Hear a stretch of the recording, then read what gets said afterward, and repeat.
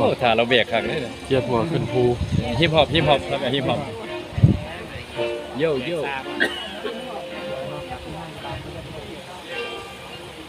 ทำแบบฮิปฮอป นี่เขาแปลงกินอย่างเดียว ขาขึ้นทางขาเลยเนาะ นี่ก็ เขาแปลให้ฟัง คล้ายๆมุ่งของเราเนาะสูบซาถ่าสูบฟินมีอาหารเกียร์ลูกไปหาเฮ็ดเรียก มองก่อน ย้ำหนาวดิ นอนโดบสมุนไพรถ่ายอยู่ลุม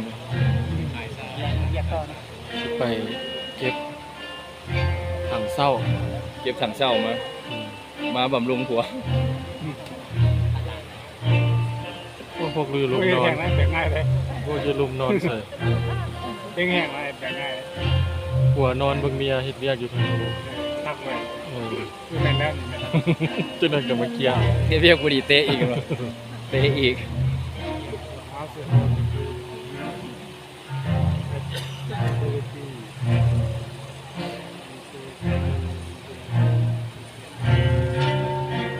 อ๋อยังบ่ขึ้นเพลง